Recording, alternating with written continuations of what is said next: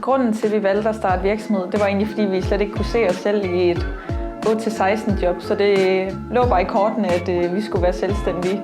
Det vi laver, det er, at vi har et UGC-bureau, hvor det er, at vi sælger content til virksomheder, som er autentisk og troværdigt. Så vi bygger meget på, at contenten altså skal være lavet af almindelige mennesker. Så det er, at det ligesom er med til at styrke relationen mellem virksomhederne og deres kunder.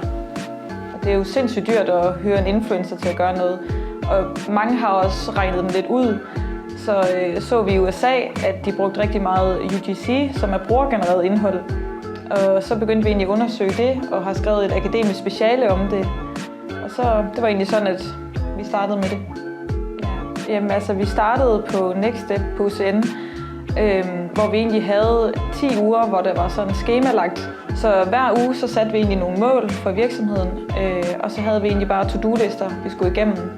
Og så om fredagen, så havde vi møde med vores vejledere. På den måde har vi også nået sindssygt meget på de her 10 uger, så det har været en kæmpe hjælp. Ja, altså det legatet indeholder, det er jo 250.000 kroner, og så er der regnskabsassistance og juridisk bistand for 50.000 kroner. Og så har vi også været heldige at få kontor herude til halv pris de første 12 måneder.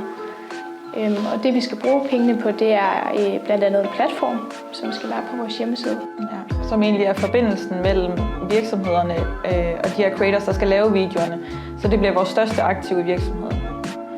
Pengene skal selvfølgelig også bruges på noget juridisk assistance, som er ekstremt vigtigt i vores tilfælde. Også fordi der er sådan en stor gråzone i alt det her med influencer marketing, og de har egentlig ikke fundet nogle klare regler endnu på det. Så også for hele den her troværdighed i vores virksomhed, så er det vigtigt for os, at når vi sælger de her creators rettigheder til virksomhederne, at vi har nogle klare kontrakter og nogle retningslinjer. Jamen, vores drøm er jo at skalere vores virksomhed, og eventuelt også komme ud over Danmarks grænser. Vi vil jo rigtig gerne sådan ændre den traditionelle reklame her i Danmark med UGC.